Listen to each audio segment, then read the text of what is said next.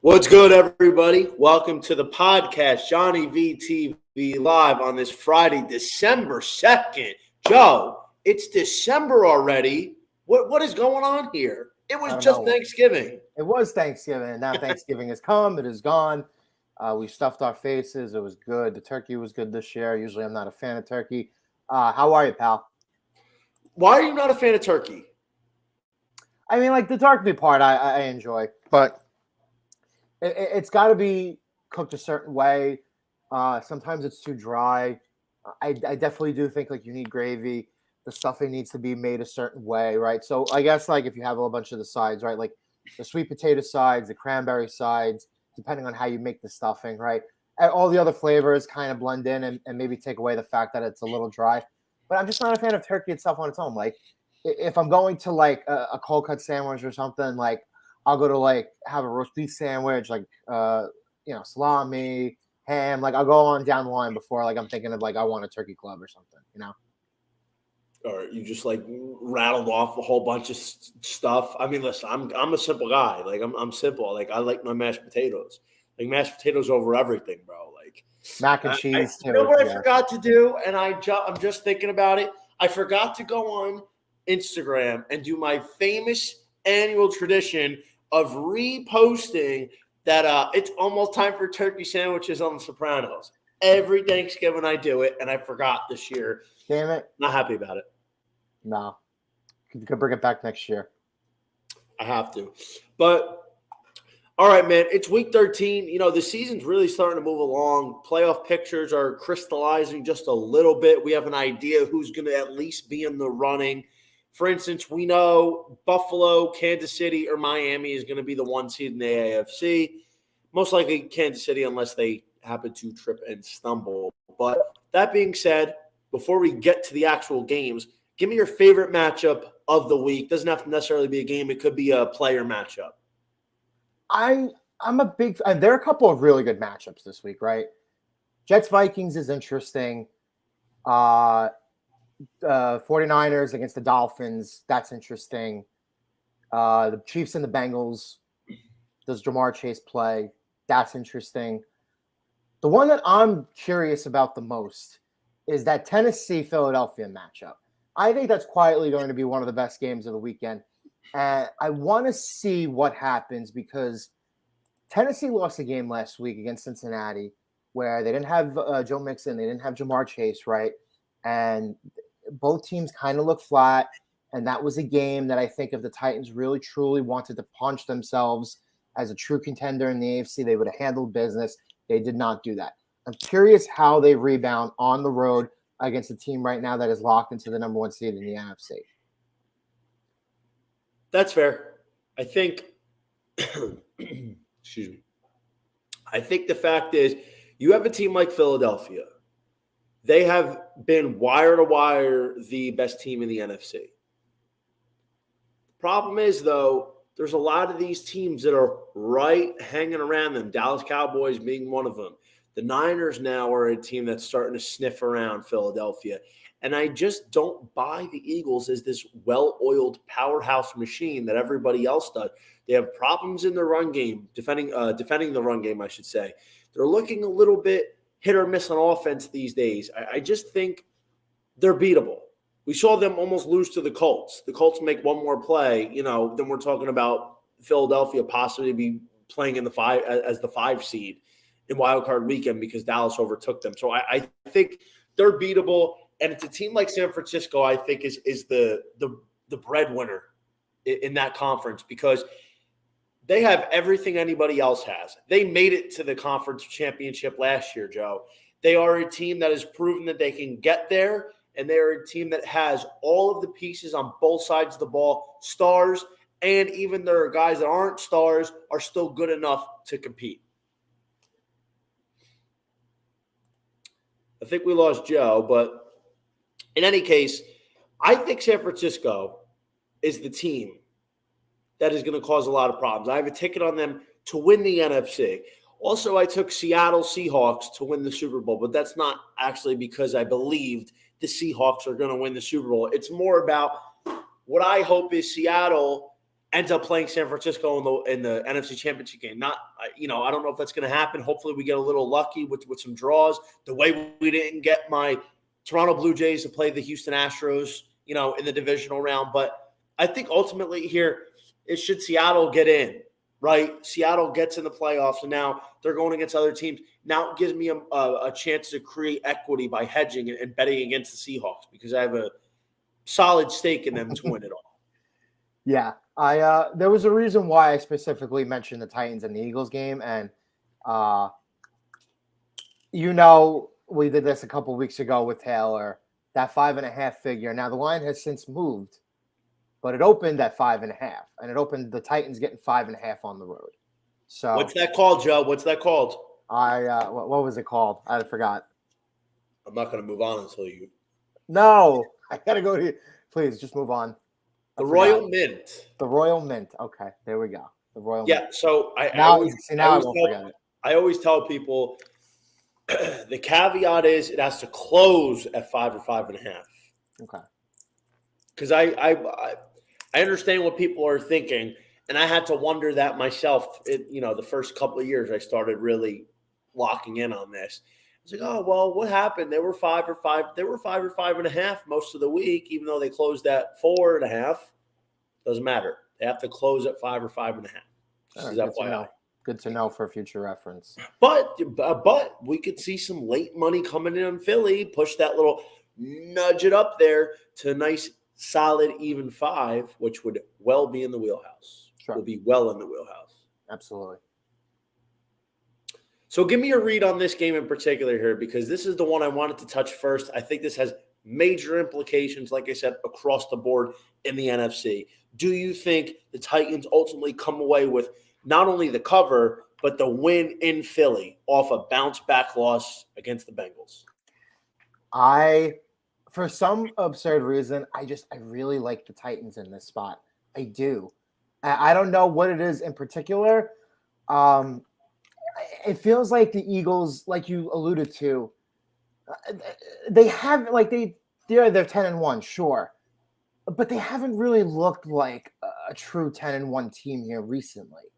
Like the last month or so has been up and down a little bit, and you lose Dallas Goedert, right? Robert Quinn's not playing. The Titans last week, like I said, that game was there for the taking for them against Cincinnati at home. It was a game that I thought that they should have had. They didn't win, right? So it almost feels like to me at this spot, the Eagles played, I think, one of their strongest offensive games of the season last week in that Monday night, in the Sunday night game that they beat Green Bay, right? This definitely feels like a little bit of a letdown spot for them. And I think Tennessee, woof, woof, very live here. Very, very live. What do you think? I'm in agreement with you. And obviously the Royal Mint I don't like agreeing with you, quite honestly, but the Royal Mint had me there.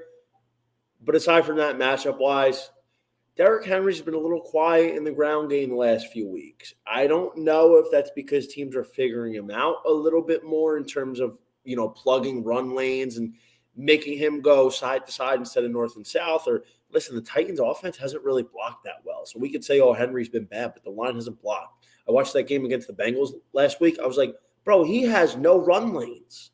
They're not creating anything for him. He's getting hit. He's getting hit almost when he touches the ball. Like, what are you supposed to do? But I think against this Philly front that can be had, it should be time for the King to get back to his ways of getting 100 yards on the ground, getting these big plays, moving the ball, killing the clock, keeping Jalen Hurts and the Eagles offense on the sideline. Because if that happens, then guess what goes on for this Titans offense, Joe? The play action game. We got Treylon Burks, who's coming on the scene hot the last few weeks. And if that's going to continue, they need to make sure that ground game is effective. So it brings all the linebackers up to bite, and then boom, you're hitting the tight ends on slants. You're hitting little go routes. You're hitting the fade route. You're hitting the corners, everything. You're hitting everything, the post. I think this is where it all starts with Derrick Henry, and I think that's exactly what's going to happen. And the Titans with the best run defense of football by DVOA, third best in yards per game. I think they're going to be able to hold down this Eagles offense just enough, although I think A.J. Brown has a very good game in a revenge spot. Absolutely. The scores for the Titans the last couple of games, right? So I'm going backwards. Bengals 2016 loss. Packers 27-17 win. Broncos 17-10 win. Chiefs 2017 loss. Texans 17-10 loss. You get where I'm going here. There's a trend here. Going into the season, we didn't know if Tennessee's defense was going to hold up or not. But it seems like under has been the consistent play in these games for them. And I agree with you with Derrick Henry. I think this is the kind of game where you're going to see 125 yards from him out of the run game, a touchdown or two. I do think they play keep away a little bit. I think the Eagles are going to struggle here a little bit without Dallas Goedert. So I expect this game to kind of stay in the low 20s, late teens, kind of like last week's game did. And I like the Titans. We're both on the Titans here. We both agree. The other big matchup that I want to talk about, because it doesn't only impact teams for playoff positions and getting in the playoffs. There's two big award markets that are going to possibly be swung in this game. The Jets are on the road in Minnesota this week as a field goal dog. Woof, woof. So obviously the Jets need to win to keep themselves in the playoff picture. A win this week will get them to 8-4, looking very pretty for a spot. Now, with a win comes Robert Saleh, who was 14-1 last week for Coach of the Year. The win against the Bears dropped him to 6-1. Kevin O'Connell, for the head coach for the Vikings, is 5-1. A win would probably move Saleh in the 3-1 plus 350 range and flip with Kevin O'Connell. Because I think if the Jets make the playoffs, it's not a foregone conclusion, but it's a very high percentage that it's going to be Saleh that wins Coach of the Year.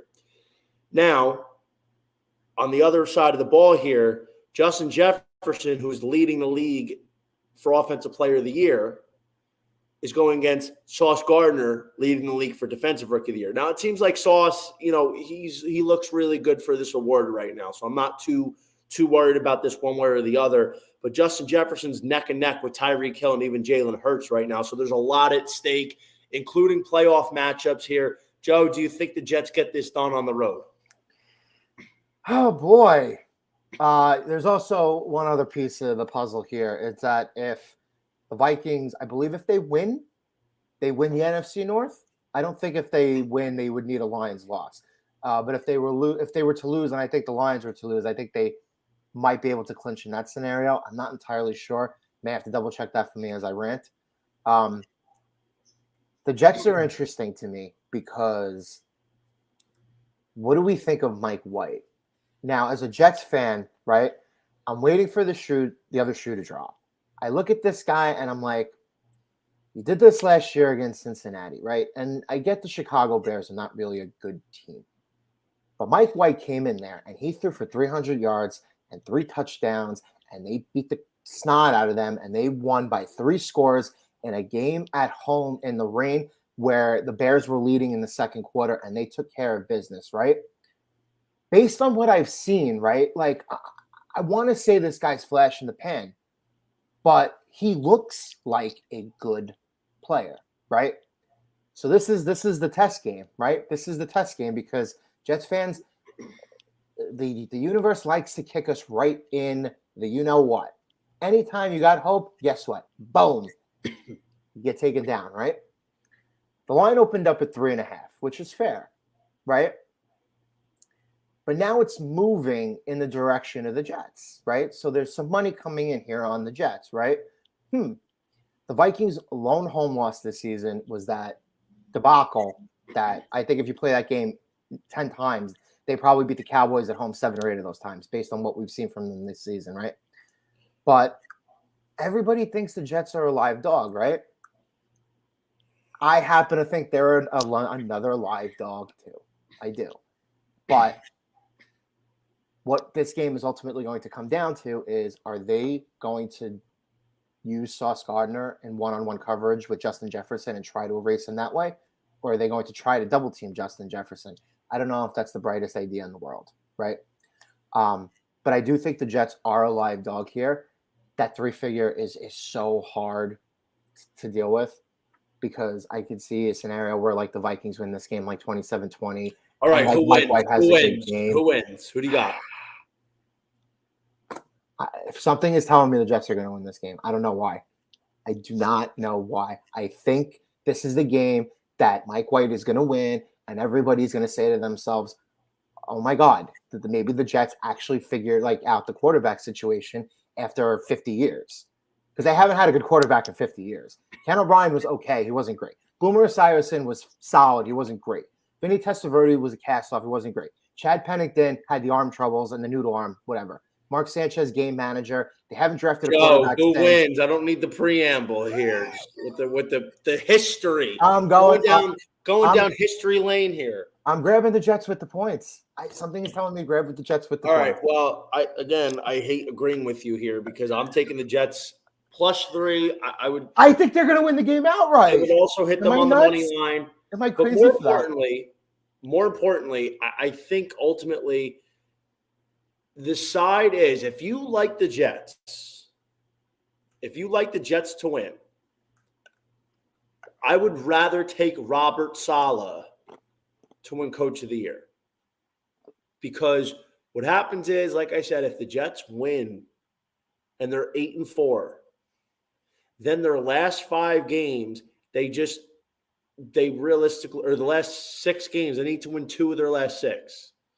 They in theory need to win 3 of their last 6 games to get to 10 wins. I think 10 wins will get you in the AFC. Should that happen, they're going to make the playoffs. Matchup-wise, Sauce Gardner's probably not going to see a ton of Justin Jefferson just because he doesn't travel. He locks down one side of the field. I think they'll get matched up a little bit, but I think Mike White did an unbelievable job, and because of that, he's making Garrett Wilson look really good. The Vikings have one of, if not the worst secondaries in football against wide receivers. That trend should continue should Mike White be held upright. You know, they have the kid Bam Knight starting. He looked good against the Bears. The Vikings defense is not that good. They're not an elite unit. They're okay at best. Their offense is good, sure. I ultimately think, though, if the Jets could get themselves to 24 points, they should at least cover this spread. I'm going with the New York Jets here. Hello. How you doing? Hello. How you doing? So, Joe, moving on here from the New York Jets, we're going to another AFC East team. The Miami Dolphins are traveling up to Santa Clara to play the San Francisco 49ers, who are 3.5-point favorites at home. Do you see Miami keeping pace with the Niners, or do you see them getting absolutely stomped? Do we agree here that this could quietly maybe be a potential Super Bowl matchup? No, I don't think so. I think So, everybody's open. but here's the thing: we buy into one of these teams. We don't buy into the second team, correct? So, based on that piece of information, I think you and I are going to be agreeing on this game too, right? I really like that Miami team, but I like the 49ers at home in this spot. I do. And it's difficult laying because I still see 3.5 with them. I see them at 4 in some spots, right? The 4 is very, very hard to lay, right? But I just like what they've been doing.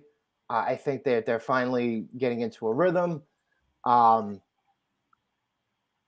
Last week, they won 13-0. The week before, they won 38-10, right? So it seems like they're rolling the bad teams on their schedule, right? And a couple of weeks ago, they were kind of at home in a similar spot to the Chargers. And I understand the Dolphins at this point have a better record, but I took the Niners in that spot, and you ended up covering because the Chargers were +7 at the time, right? I think it's going to be kind of a similar game. I think the 49ers will be able to win this game by a touchdown. Remarkably safe. I think that the Niners defense matches up well with Miami, and I don't think Miami's played a lot of good defenses that have been able to stop that two-headed monster at receiver this season. So I think the 49ers will be able to slow him down. The question I have is, what kind of Christian McCaffrey are we going to see from here on out? Because he had that one really, really great game, and everything else with him here seems to be a little lukewarm, right? So I want to see how he performs in this game against Miami, and I think he's going to have quietly a good game. So we'll see how that goes. But I like the Niners, and that's not because I don't dislike the Dolphins, but it's a difficult game. I feel like you're going to lean the other way. So No, God damn it! All right, we're in the same game again.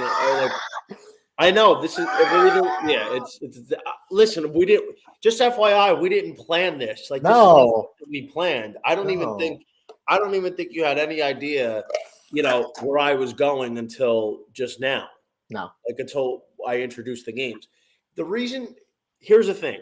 By the way, I'm not saying the Dolphins can't go to the Super Bowl. I mean, it's literally all about matchups when you get to the postseason. Who do you draw? Who's your best matchup? So is it possible? Yeah.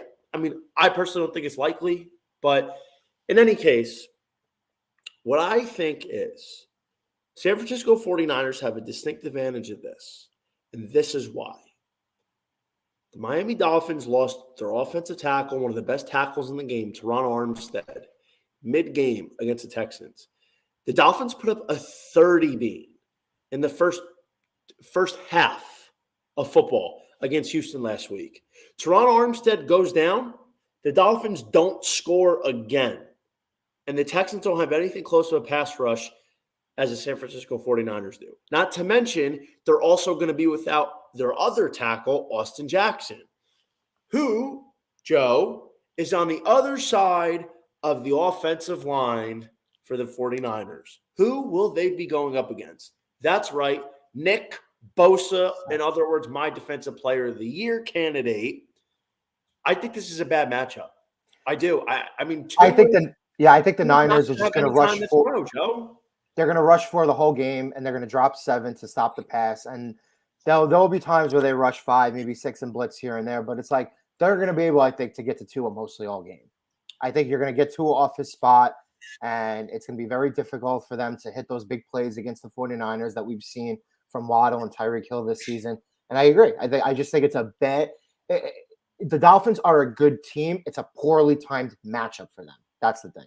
Well, they have a bad schedule coming up here. And I think ultimately, because Miami is playing a team like San Francisco, who you could make a case is the best defense in football, and they're starting to get a little bit healthier, are the San Francisco 49ers. So I just don't think this is a good matchup for them when you look at the X's and O's up front, because San Francisco is usually the best team against anybody when it comes to the trenches.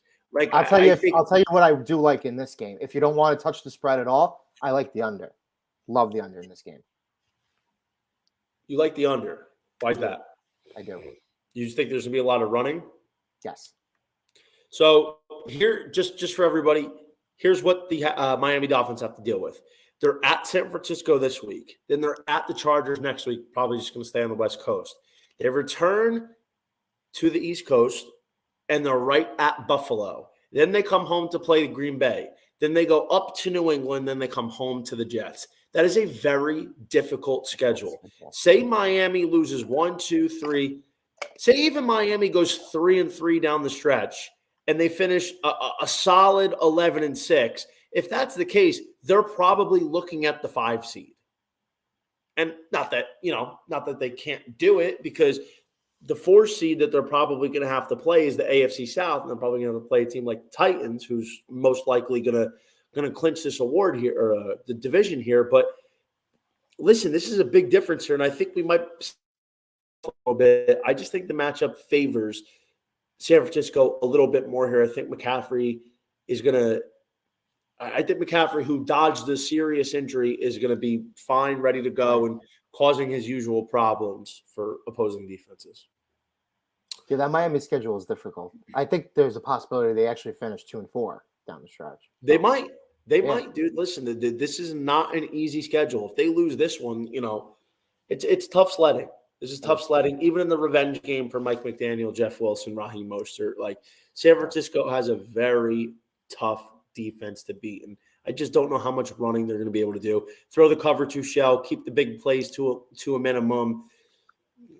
I think you're going to frustrate this Miami offense. So closing out here for our final matchup, Joe, we have the Kansas City Chiefs at the Cincinnati Bengals. Getting 2.5 points are the Bengals in a rematch of the AFC Championship game. Where are you going with this one? Do you think Kansas City rights or wrong from a season ago? I do. I love Kansas City in this spot. I do. Only because, yes, it seems likely that we're going to get Mixon and Chase. Possibility that they play, they don't play, right? But I think, but I just don't know if they're going to be as effective to go immediately. And this is the kind of game where I think you're going to get just a run them up the score kind of game. I think the Chiefs are going to try everything in their power to get this game as high scoring as they possibly can. They're going to try to say, you know what, catch us if you can, and they'll try to match Joe Burrow. And Joe Burrow, to some extent, he'll be able to put up points on the board in this game. But I just think the Chiefs' offense is going to be too much for them to handle. Yeah. One fun fact here: I live on a main street, and I get everybody these. I want to give out them. I want to say how I actually feel about them. How they drive past with their loud music. Does everybody have subs that lives here? I want to get a paintball gun and start picking people off from my balcony that annoy me. 3 shots to the windshield to give them a nice warning, and then we'll see how well you drive. With distractions. That'd be very nice. But ultimately, here I'm on the other side. Finally, we're getting the home dog, and this is with the caveat that Jamar Chase plays. If Chase plays and he gets his full complement of snaps, then I'm going to Cincinnati. Otherwise, I probably would lean with Kansas City here. I think T. Higgins is going to be tough to stop. I think if Mixon comes back, even if it's Samaje Perine again, there's a lot of weapons and there's a lot of ways. The Cincinnati team just seems to have the answers for Kansas City. They seem to have cracked the code. Now, the big difference is there's no Tyreek Hill for the Chiefs. And sure, statistically it hasn't mattered. But call me crazy, I don't think this Chiefs offense looks anything close to what it did last year. I think they're getting a lot of easy matchups. And the teams that they're beating, there's games that their offense didn't do anything. There's games that they've had quiet performances on the offensive side, but they just, the ball bounced their way. I think Cincinnati is poised to make a late season run. And, I wasn't a huge believer on them coming into the season. I still do have my doubts about them. But I think ultimately with the way the Ravens are kind of floundering in the AFC North, this sets up very well for Cincinnati to go on a little run. And I do think if the Bengals win 10 games, they win the division. That's my feeling. So just like how I think the Jets-Dolphins game at the end of the season, the final week, is going to be a playing game, I think Cincinnati-Baltimore to end the season on January 8th, that game will determine who wins the AFC North. And you're looking at a scenario where the loser of that game may miss the playoffs entirely if they don't win the division. So I don't disagree necessarily. You're right. The Bengals seem to have figured out the Chiefs, but they won that big-time late-season matchup last year. They won the AFC Championship game. I just think it's going to be very difficult for them to beat Kansas City 3 straight times. I agree, but we have to wait to see what happens with Jamar Chase. Once we have that answer, then we can make a more informed decision because, right. I'm kind of waiting on the other shoe to drop for Kansas City in the fact that, and people might disagree with me here, I feel like they're 4 bounces away from being a 5-win team. A lot of bounces have went their way this season. They got bounced the right way against the Chargers. They got bounced the right way against the Raiders. Maybe you could even say the Titans. And then there's another game I can't think of off the top of my head. But there's they're an unimpressive 9-2. They're a very good team, but yeah, I mean, slightly unimpressive at 9-2. I agree. Yeah, it to me, it's not. They're not an impressive team. They're like, oh well, they're 9-2 and they're the 1 seed. And Patrick Mahomes looks like an MVP candidate. Yeah, okay, fine, that's all well and good. Nobody's ever doubting Patrick Mahomes. I mean, I'll be honest. I thought the production was going to be a little bit down this year because no Tyreek Hill and there's no true number 1 receiver. Like Juju's had a couple big games, and obviously Kelsey's a tight end and he's the premier pass catcher. But so it is a little bit surprising in that regard, But I think ultimately, this Chiefs team is not what we're accustomed to seeing. And the defense, like I said, is not that good, despite the fact that they're top 3 in the NFL overall in sacks. But this is going to be America's Game of the Week on CBS for a reason, right? But Joe, my best betting trend of the week here, the Gambling Guinea's best betting trend will be the Titans plus 4.5. I think that's my number one pick this week. It's public, but there's also a lot of heavy money on it. And ultimately, the public's been winning a lot this year. And it is what it is. But I'm looking at the matchup. I just think it's time for Derrick Henry to get off the schneid a little bit. He's still not dead in the Offensive Player of the Year market, but he's going to have to drop like a nice 120, 2-tutty kind of game, get himself back in the running. And I think that's exactly what happens. Your Honor, no objections. No objections from me. So, Joe, as we're closing out the show here, do you have any final thoughts heading into Week 13? Deshaun Watson hasn't played a football game in almost 700 days. And the Cleveland Browns are on the road in Houston. Understandably, it's a revenge spot, and they're laying 7 points. In what world are the Cleveland Browns good enough to be laying 7 points in any game? Am I crazy? And yeah, I brought this up a couple weeks ago on Washington beat Houston. Yeah, I understand that. But I'm going to be grabbing 7 with Houston, right? I mean, with the way Dameon Pierce has looked lately, how is Watson going to look? Is he in game shape, right? How's he going to run the offense? I don't know. And Nick Chubb could very well run for 150 yards and make me look stupid. But I'm not going to say it's free money, but we're going to try again with Houston at home, grabbing points. Did you like that? Yeah. Or no? Listen, I'm not with you. I'm not with Houston. It's a lot of points. They're going to be missing Brandon Cooks. This is just not a spot where I want to get. There's a lot of high variance. So I think instead of taking it's going to sound crazy. I think instead of taking the Browns minus the 7, I would try to go an alternate. I'd play them like minus 13.5 or something like that for like a crazy variant. Because what's going to ultimately happen is, right? Listen, hear me out. What's going to happen is you don't know if Cleveland and Deshaun Watson are going to come out flat. They might. I don't think they're going to lose. But what if they only win by 3? I'd rather go for the home run here. They have to lay 7 points for a regular vig.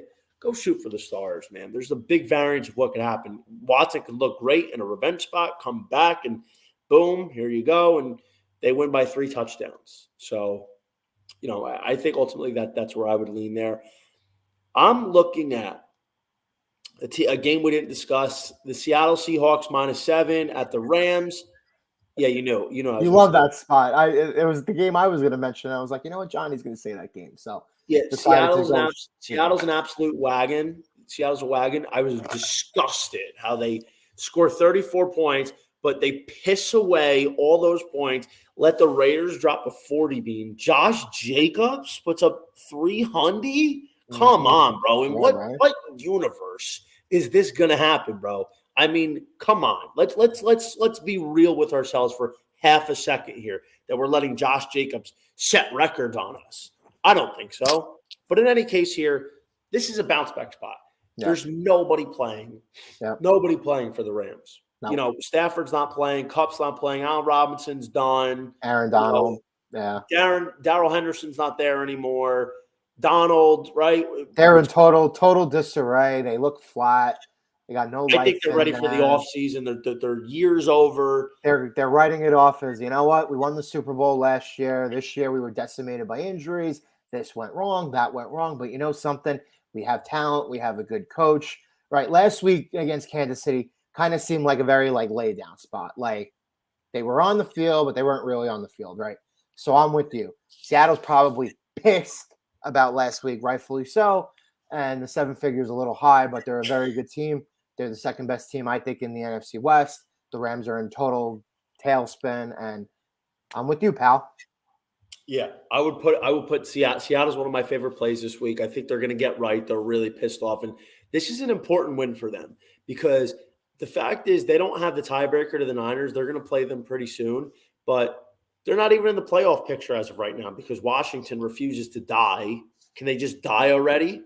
But I think, Seattle needs to keep winning because as long as they take care of their business, I ultimately believe that it's going to work out for them and they will be in the playoff picture this year. And my boy Geno Smith, my comeback player of the year ticket, like looking strong right now. We need that to keep going too. You know what I'm saying? So I'm looking for Seattle to put it on the Rams this week, at least win by 10 points. But thank you for tuning in. You can follow us on Twitter. I'm @_JohnnyVTV. He's at JCalabrese1. Stay tuned for next week. We may have a special guest here to go over some of the best Week 14 picks. It's fantasy football playoff season.